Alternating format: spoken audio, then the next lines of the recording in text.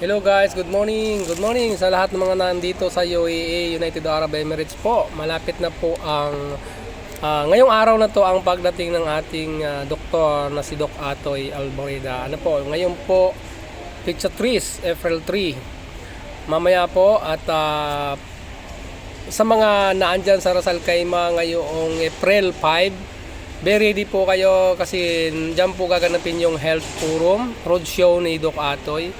So sa mga gusto, sa mga sa mga may mga katanungan po, sa mga gustong magpa-consult ng libre, so PM niyo po ako, Freddy Gaza Puente, sa aking FB Messenger.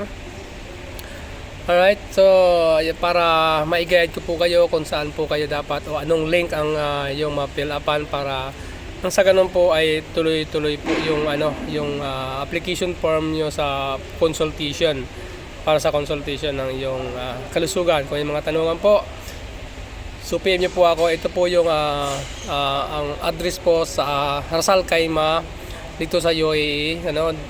Dito po yung ayan. Pakita ko po. Ayan. Ayan po. Alright. And then sa April 6, meron pa po sa April 6 sa magaganap po diyan sa may Al Ain, United Arab Emirates po. Diyan po yung mga naandyan nating kababayan na gustong magpa-consult. Again, diyan sa April 5 sa Ras Al Khaimah, April 6 diyan po sa Al Ain.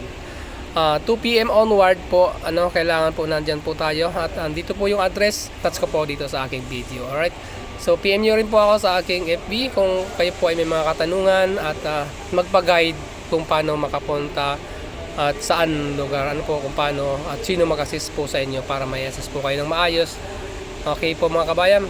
So ayan, sa may mga high blood, sa mga diabetiko, sa lahat ng mga may mga karamdaman sa internal, kung ikaw ay may nadadala para malaman mo kung anong dapat at sapat na inumin na supplement or gamot dyan, kaya kailangan nating malaman, kabayan.